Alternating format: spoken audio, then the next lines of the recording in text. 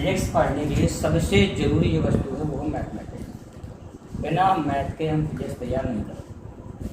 और फिजिक्स को जिस आधार पर हम पढ़ेंगे वो होगी 4 और 5वां भी देखेंगे। सबसे पहले फिजिक्स में जो प्रयोग होने वाली है वो बीजगणित। क्या है?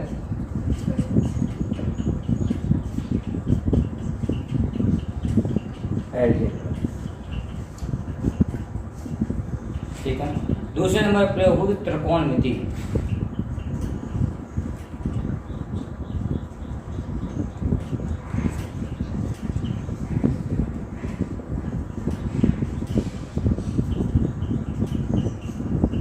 त्रिकोणमिति। तीसरे नंबर पर इसमें जो प्रयोग होगी वह सदिश विश्लेषण। क्या प्रयोग होगी? सदिश विश्लेषण। वेक्टर। चौथे नंबर पे आएगा इसमें कलन। कलन को बोलते हैं कैलकुलस। 5वें नंबर पे आएगा ज्यामिति।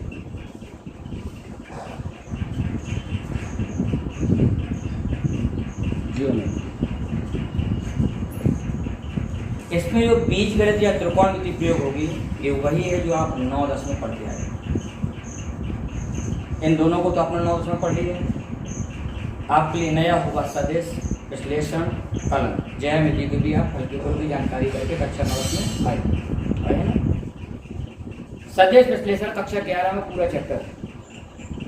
कक्षा 11 की फिजिक्स में पूरा चैप्टर है सदिश विश्लेषण।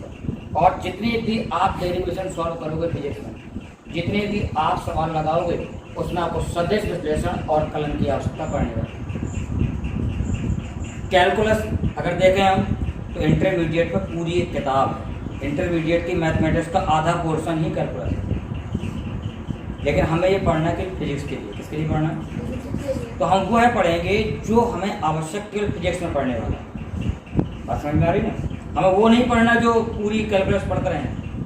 मेरा उद्देश्य यहाँ पर जो ये मैथ पढ़ाने का है, जो प्रयोग होने वाली फिजिक्स में, सिर्फ उसका एक है कि जो हमारे बायोलॉजी के विद्यार्थी हैं उनको कैलकुलेशन करने में कहीं दिक्कत ना आए, उनको पढ़ने में कहीं कोई समस्या ना आए। ध्यान यहाँ दें। ज्यामिति। ज्यामिति का प्रयोग भी होने वाला हमारे ग्राफ बनाने के लिए। हम दूरी के साथ समय का ग्राफ बनाते हैं, हम वेक्टर ए के साथ वेक्टर बी का ग्राफ बनाते हैं। ये सब प्रयोग होने वाला का है ज्यामिति। तो हम शुरुआत करने वाले हैं बीजगणित। इसको नोट करते जाना, ठीक है ना। सबसे पहले हम शुरू करेंगे बीजगणित।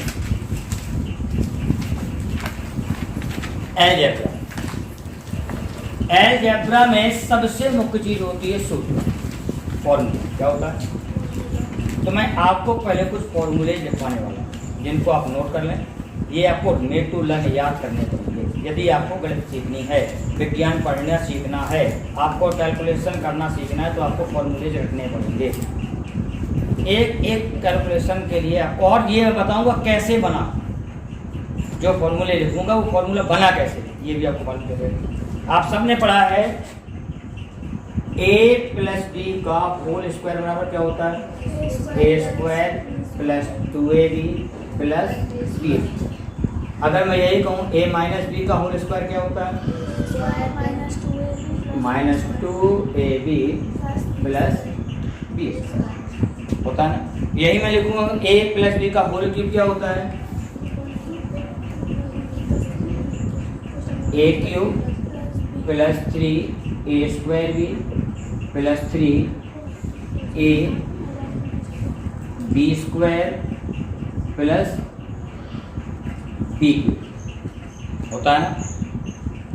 a² + b² + a²b। इसी को हम शॉर्ट और करें तो लिख देते हैं हम a² + b² sorry cube, a³ + b³ + 3ab a + b। इसी को और शॉर्ट कर दें। यहाँ पर हमने क्या कॉमन ले लिया? 3ab कॉमन ले लिया तो a + b। इतनी बात समझ में आई आपको? फिर इसके बाद जो अगला फॉर्मूला होगा वो होगा माइनस का। क्या होगा? a - b का होल क्यूब। a - b का होल क्यूब क्या बनेगा? a³ - b³ a³ - B cube minus 3ab a plus B या A minus B, A minus B, 3ab और a माइनस बी। फिर हम इसमें जो पढ़ने वाले हैं वो है a square plus B square. अब यहाँ देखो कोष्टक नहीं है, वो था a प्लस बी का होल स्क्वायर, ये है a square plus B square. यहाँ ध्यान से देखो a square plus B square है ना, अगर हम इसको इस तरफ ले आए तो ये हो जाएगा a प्लस बी का होल स्क्वायर माइनस, बन गया ना। अगर हमने कहा a square minus B square तो ये होता है हमारा एक कोष्टक में a प्लस बी और एक कोष्टक में a माइनस बी, ठीक है ना। अगर मैं ऐसे लिख दूँ 2 कोष्टक a square plus B square, a square plus B square, तो ये हो जाता है हमारा a प्लस बी का होल स्क्वायर। क्या हो जाता है? a प्लस बी का होल स्क्वायर। ध्यान से देखते हैं आप, a square plus B square था ना हमारा पहले से, हमने उसके आगे क्या लगा दिया 2। तब देखो फॉर्मूला क्या बनेगा, a प्लस बी का whole square plus a minus B का होल स्क्वायर। क्या बन जाएगा? प्लस a माइनस बी का होल स्क्वायर। ये फॉर्मूले याद करने पड़ेंगे आपको, ठीक है ना। एक और लिख सकते हैं हम a प्लस बी का whole square minus a minus B का whole square, a minus B का होल स्क्वायर बराबर होता है 4a। क्या होता है? जब आप गुरुत्वाकर्षण के नियम का सत्यापन करते हैं तो आपको इस फॉर्मूले की आवश्यकता है। याद रखिए, जितने भी सूत्र आज यहाँ लिखेंगे वो सभी के सभी फिजिक्स में, चाहे फर्स्ट हो चाहे सेकंड हो, चाहे फर्स्ट ईयर हो या इंटर हो, उनका प्रयोग होने वाला है। ऐसा कोई भी फॉर्मूला नहीं होगा जो फिजिक्स में प्रयोग होना है। इतनी बात समझ में आ रही होगी। अब हम लिखे इसे, इतना नोट हो गया, पहले इसको नोट कर लीजिए।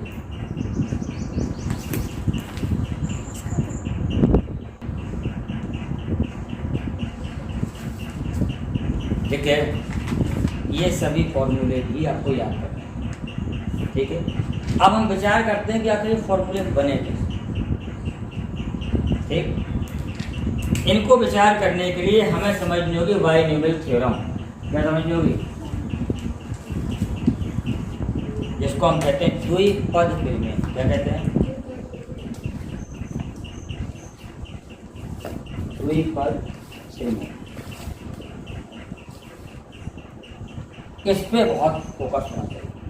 जिसकी जितनी अच्छी बाइनोमियल प्रमेय होगी उतना ही अच्छा कैलकुलेशन हो जाएगा, ठीक है ना। अंग्रेजी में क्या बोलते हैं इसको? Binomial theorem.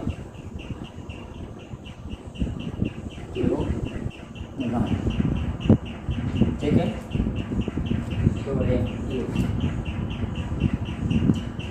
अंग्रेजी के वर्ड भी नोट करते हैं ना। नीट की तैयारी जो करेंगे भविष्य में या उसकी करेंगे, क्या बोलते हैं, नर्सिंग की किसी प्रकार की, या आप लोग IIT कोचिंग करेंगे तो आपको वहाँ पर ये वर्ड जो मिलेंगे सब अंग्रेजी में मिलेंगे, हिंदी में कोई वर्ड नहीं मिलेगा, ठीक है। अब इस पर फिर विचार करते हैं क्या है। जैसे मैंने लिखा a प्लस बी का होल स्क्वायर, ठीक है ना। कितने पद है इसमें? एक पद ये है फर्स्ट, एक पद ये। कितने पद हो गए? 2 पद, द्विपद। क्या हो गया? हो गया। तो ये याद रखते हैं कि जब इसका सूत्र भी आपने पढ़ा, a square plus 2ab plus B square, पढ़ा। यहाँ कितनी घात थी? यहाँ क्या हो गए पद? 1 2 3। द्विपद में यदि 2 घात चढ़ाएं तो पद कितने प्राप्त हुए? 3 घात वाले में गिन लो कितने थे? 4। अभी आपने देखे हैं ना रूल्स, 3 घात वाले में 4 पद होंगे। अर्थात यदि किन्हीं 2 पदों का घटाव या जोड़ करें तो उस पर जितनी घात होती है उससे एक अधिक पद प्राप्त होंगे। पहली चीज जानी हमने, अगर 2 घात है तो पद कितने प्राप्त होंगे? 3 घात तो कितने होंगे? 4 घात तो कितने होंगे? 10 घात चलिए तो कितने होंगे? अब आपको इसकी क्या जरूरत पड़ गई? e प्लस बी प्लस सी में 2 होल स्क्वायर है, उसमें 2 घात की फिर उसमें 3 से ज़्यादा होगा। अरे उसको ही बता रहे हैं, द्विपद की बात कर रहे हैं ना आप। उसमें कितने पद हो गए? ए प्लस बी प्लस सी, त्रिपद होगा ना। अंदर आधी घात की बात होगी। अंदर कहाँ घात तो बाहर चली होती है ना। पद कितने हुए? कैसे आप बताइए? अभी आप घात बोले थे, अगर 2 घात होगी तो 3 पद होंगे, तो इसमें तो घात उसमें भी तो घात 2 ही है। कहाँ पे होगा? ए प्लस बी प्लस सी उसका ए प्लस बी प्लस सी का स्क्वायर, यही ना। एक पद, दो पद, तीन पद, कितने पद हो गए? तो आप पढ़ क्या रहे हैं? द्विपद। जैसे पद कितने होने चाहिए? हम त्रिपदी की बात कर रहे हैं या द्विपदी की? बात समझ में आई ना। अगर किसी भी प्रकार के चर राशियों के गुणन में, अचर राशियों के योग और ऋण में 2 पद हैं, उनकी जितनी घात चढ़ेगी उससे 1 पद अतिरिक्त मिलेगा। कितने मिलेगा? पहली कंडीशन। दूसरी, अच्छा ये बताइए, जैसे मान लो मैं यहाँ पर एक ही घात 0 कर दूँ, इसका मतलब क्या हुआ? इसका मतलब हुआ 1। यदि किसी राशि की घात 0 होती है तो उसका मान कितना होता है? 1 होता है ना। आप देखो यहाँ पे ध्यान से, क्या मैं इसको ऐसे लिख सकता हूँ? ए स्क्वायर बी की घात 0 प्लस 2 ए की घात 1 बी की घात 1 प्लस ए की घात 0 बी की घात। लिख सकता हूँ? नहीं लिख सकता। बी की घात 0 होगी तो 1 हो गया ना। 1 का बड़ा ए स्क्वायर होगा, कितना आएगा? ए स्क्वायर ही आएगा। कोई अगर घात नहीं होती तो वहाँ घात कितनी होती है? 1। तो यहाँ ए की घात भी 1 होगी और बी की घात भी 1 हो गई। यहाँ पर बी स्क्वायर की घात तो थी ही 2 आते हैं। ए की घात कितनी हो गई? 0। अब देखना, प्रथम पद की घात घटती हुई तथा द्वितीय पद की घात बढ़ती हुई क्रम में पदों को जोड़ाया। 2 1 0 घट गई प्रथम पद की घात, और द्वितीय पद की 0 1 2। प्रथम पद की कैसी आएगी? घटती हुई, और द्वितीय पद की कैसी आएगी? बढ़ती हुई। इतनी बात किसकी समझ में? जैसे मान लो मैंने लिख दिया यहाँ पर a प्लस बी का होल क्यूब, ठीक। अब हमें नहीं पता क्या होता है, हमें नहीं पता क्या होता, भूल गया। आप देखते हो फिजिक्स में जब घातें आती हैं तो 20 25 17 18 माइनस में आती हैं, प्लस में आती हैं। अब उसमें कहा जाएगी a प्लस बी की घात 17 का सूत्र खोलो तो याद रहेगा क्या? a प्लस बी की घात 40 का सूत्र खोलो, याद रहेगा क्या? फिर क्या करोगे इसका? And in that condition what you have to do, उस स्थिति में आप क्या करेंगे? उस स्थिति में आपको भैया द्विपद प्रमेय का प्रयोग करना पड़ेगा। काय का प्रयोग करना पड़ेगा। और कैसे करेंगे? अब इसमें कितनी घात चढ़ी है? 3, अर्थात पद कितने प्राप्त होने वाले हैं हमें? पद कितने प्राप्त होने वाले हैं? तो सबसे पहले a की घात 3 प्लस a की घात 2 प्लस a की घात 1 प्लस a की घात 0 तक क्रम हो गया ना। 3 2 1 0। इतनी बात समझ में आती है ना। अब b की घात पे जाओ। b की घात 0, b की घात 1, b की घात 2, b की घात 3। अब देखो लगभग हमें कुछ वैसे ही फॉर्मूला मिलने लगा। A square B, A B square और बी स्क्वायर बी क्यूब मिल गया। लेकिन इसमें एक कमी रह गई। चलो क्या? एक कमी ये रह गई कि यहाँ पर जैसे ये एक अचर जुड़ा हुआ था 2, एक नियतांक जुड़ा हुआ था 2, ऐसे ही हमें इसमें एक नियतांक की आवश्यकता पड़ेगी ना। 3 आएगा, 4 आएगा, 5 आएगा, जो भी आएगा एक आवश्यकता पड़ेगी ना। उसको निकालने के लिए हम एक गणित के मेथड का प्रयोग करते हैं, इसको बोलते हैं संचय। थोड़ा सा इस पर विचार करें, ठीक है? क्या बोलते हैं इसको? अंग्रेजी में बोलते हैं इसको कॉम्बिनेशन। क्या बोलते हैं?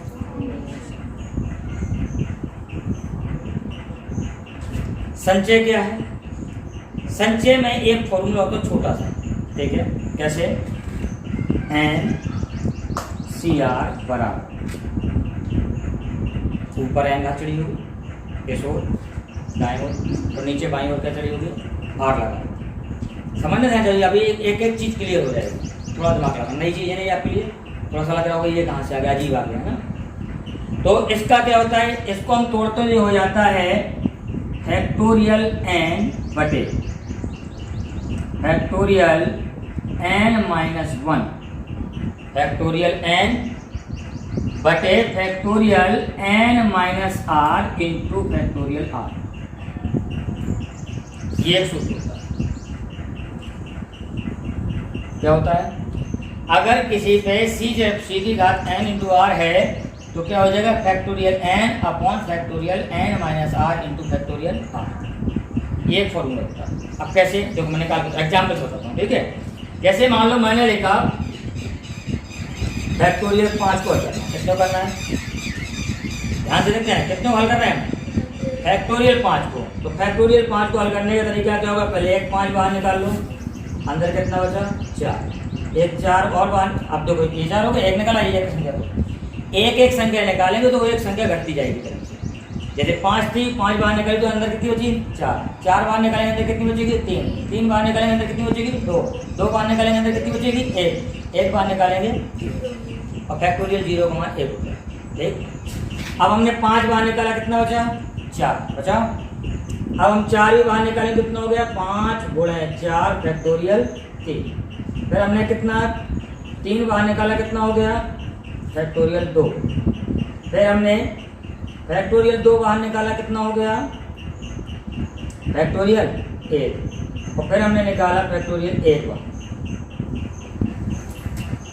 ये होता है फैक्टोरियल को हल करने का तरीका। क्या होता है? फैक्टोरियल को हल करने का तरीका। जो ये यहाँ पर फैक्टोरियल n लिखा है, ये फैक्टोरियल n माइनस आर लिखा हुआ है, ये फैक्टोरियल r लिखा है। जब इसमें कोई संख्या आएगी तो उसको तोड़ेंगे कैसे आप? इस ढंग से। किस ढंग से तोड़ेंगे? एक संख्या जो बाहर निकालते जाएंगे उसमें से एक संख्या क्रम से कम करते हुए फैक्टोरियल को लिखते जाएंगे। इतनी बात समझ में आ रही? ठीक है ना? इतने को आप पहले करेंगे नोट।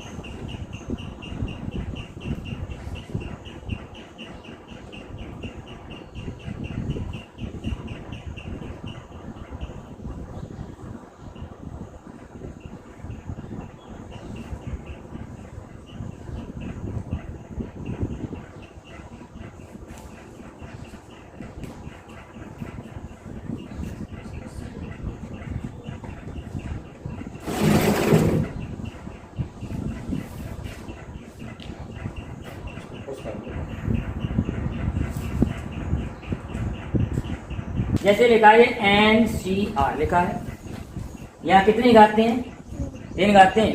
मैंने लिखा 3C1, क्या लिखा? ऊपर कितनी घातें चढ़ाई, नीचे कितनी घात लगाई? n बराबर कितना हो गया? r बराबर कितना हो गया? 1। यहाँ पर ये हमने 3 घात चढ़ा दी और यहाँ पर कितनी चढ़ा दी? 1। अब इसको फैक्टोरियल के रूल में रखो, कितना आ ये? 3 बटे 3 माइनस 1 और फैक्टोरियल 2, सॉरी 1 फैक्टोरियल, कितने है ना? अब देखो इसको हल करो, ऊपर कितना आ गया? 3 का 3 है ना, नीचे कितना आ गया? ये फैक्टोरियल 2 माइनस इंटू फैक्टोरियल 1। अब इसको हल कर लो ऊपर वाले को। अगर 3 बाहर निकालेंगे तो अंदर क्या बचेगा? बटे फैक्टोरियल 2 इंटू फैक्टोरियल, अब फैक्टोरियल 2 से फैक्टोरियल 2 कैंसिल, और फैक्टोरियल 1 का मान 1 और 1 का भाग 3 में तो क्या आएगा? 3। हो गया ना हल? अब जब हम यहाँ पर ये सूत्र द्विपद प्रमेय का बनाते हैं तो हम पहले वाले पद को घटते क्रम में और दूसरे वाले पद को बढ़ते क्रम में लिखते हैं ना। और पहला पद जैसे ही छूटता है हमारा शुरू हो जाता है संचय करना। यहाँ 3 घात है ना, तो ऊपर कितनी घात चलेगी हमारी? 3। यहाँ कितना आ गया? 1। यहाँ कितना हो गया? 3 2। यहाँ कितना आ गया? 3 3।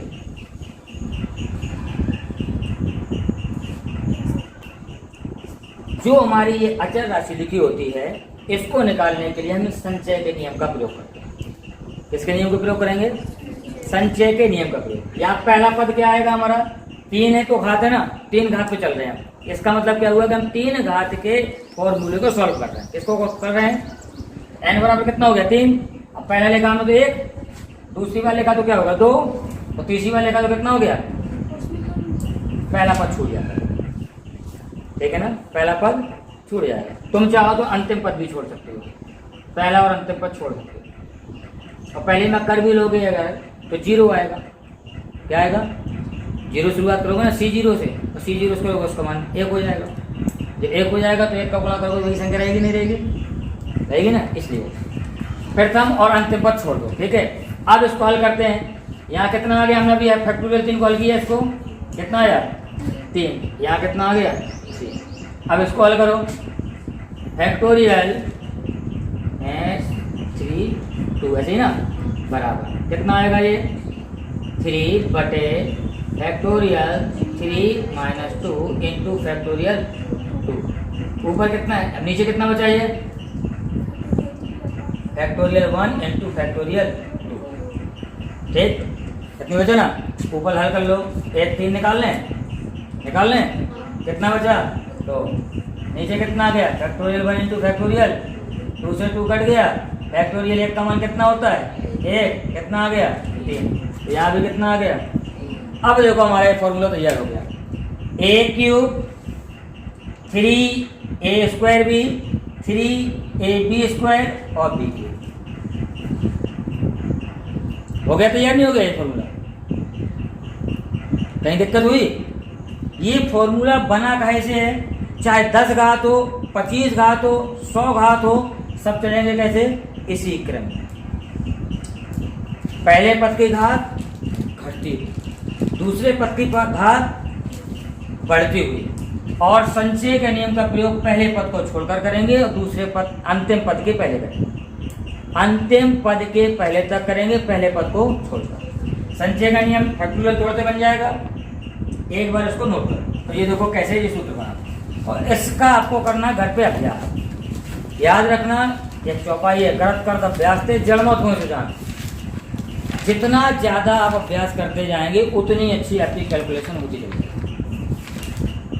बात समझ में आई ना, इसको नोट कर लो ताकि आपको ये मालूम चले कि कैसे फैक्टोरियल को तोड़कर ये 3 और 3 आए। और यही हमारी बनती है, ये जो तरीका होता है a की घात बढ़ाना, b की घात बढ़ाना, c में लिखना, यही कहलाती है हमारी बाइनोमियल थ्योरम, अर्थात द्विपद प्रमेय। बात समझ में आई ना।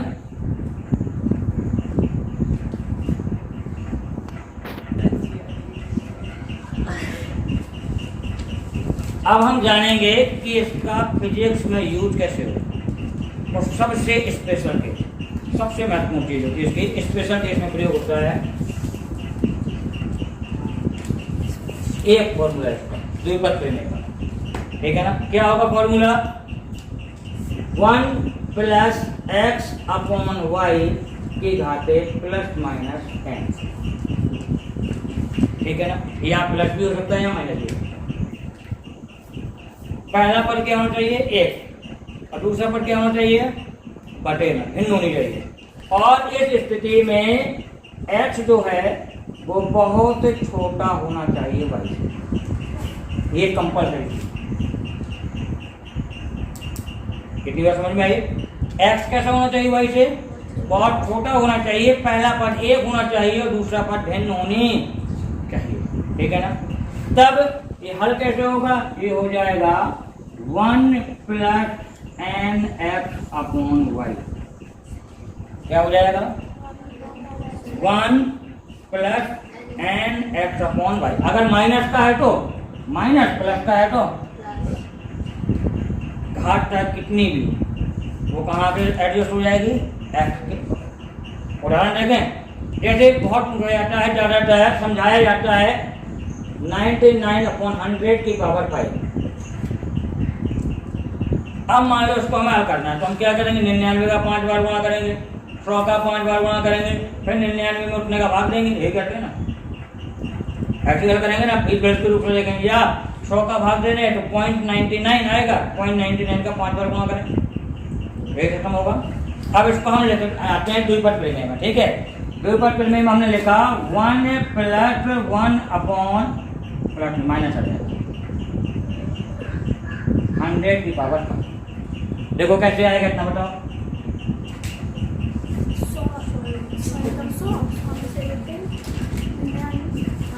9 मतलब 100 का गुणा 1 से करो, कितना आएगा? 100 से 1 कितनी आ गई?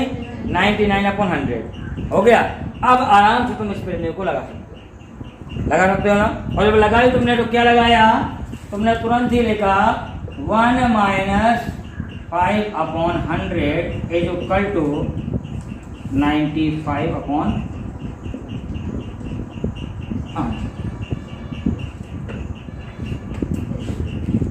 अरे लाशा लोगे, जब लाशा लिया तो कितना गया? 100।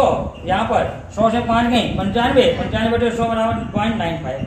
अब ये सरल है या 99 गुणा 99 गुणा 99 गुणा 99 करें, फिर उसमें 100 भागे 100 भागे 100 भागे 100 बताओ क्या सरल होगा, ये या ये?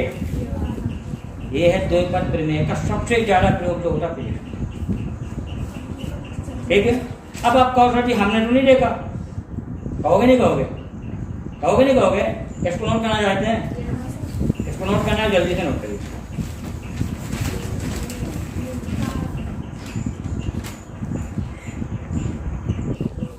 आप देखो इसको यूज करते हैं फिजिक्स में, क्या यूज करते हैं? फिजिक्स में प्रस्तुति किताब में आपने पढ़ा होगा E'/G बराबर, जब गुरुत्वाकर्षण के नियम को सॉल्व करते हैं तो बीच में मिलेगा, कहाँ मिलेगा? E'/G बराबर r² upon r plus s²। इस तरह मिलेगा। कहाँ मिलेगा? गुरुत्वाकर्षण के नियम, कहाँ मिलेगा? ठीक है, अब इसको हल करते हैं। G'/G बराबर r है ना, यहाँ पे r² जो करते हैं लिए रखो। अगर मैं इसमें r² कॉमन ले लूँ तो कितना आ जाएगा? ये 1 प्लस h/r का होल। अगर मैं बेटा अगर इसको खोलूंगा तो यहाँ r² हो जाएगा, नहीं हो जाएगा? अगर इसको खोलूंगा तो r² हो जाएगा ना, r² plus h² plus 2ab बराबर है ना, a प्लस b का होल स्क्वायर क्या होता है? a² plus b² plus 2ab, और कॉमन लेंगे तो बढ़िया बच जाएगा। कितना कॉमन लिया हमने इसमें? कितना ले लिया? r²। कितना बचा हमारा? 1 प्लस h/r का। ठीक है, r² से r² क्या करें? काट। G'/G बराबर 1/1 प्लस h/r का होल। ये कुछ मिल रहा है ऊपर जैसा। अब इसको ले जाएंगे हम ऊपर, कहाँ ले जाएंगे? जब ऊपर ले जाएंगे तो ये हो जाएगा 1 प्लस h/r का माइनस की घात 2। जब भी नीचे घात होती है वो ऊपर अंश में जाती है तो कैसे हो जाती है? अब ध्यान से देखो, ये h जो है किसी पिंड की ऊंचाई है तो r पृथ्वी की त्रिज्या है। क्या है? अब पिंड की ऊंचाई पृथ्वी की त्रिज्या के मुकाबले कैसे होगी? बहुत कम होगी। कैसे होगी? अब इसको बायनोमियल थ्योरम से सॉल्व कर लो। क्या हो गया? 1 माइनस 2h/r माइनस 2 आ गया क्योंकि माइनस प्लस 2 गुणा माइनस हो गया। ये हमारा तुरंत ही सॉल्व हो गया। टाइम लगा? टाइम लगा? नहीं लगा ना? किसकी मदद से? द्विपद प्रमेय की। इस तरह से आप जब भी कोई डेरिवेशन करोगे उस डेरिवेशन में आपकी बीजगणित का यूज होने वाला है। इतनी बात समझ में आई? इसको नोट कर लीजिए। इतनी चीजें हैं जो आपको फिजिक्स के लिए बहुत जरूरी है अलजेब्रा से, और जितने आपको फॉर्मूले बताए गए हैं मैं आशा करता हूँ कि 1 या 2 दिन के अंदर आपको सभी याद हो जाने चाहिए। ठीक है ना?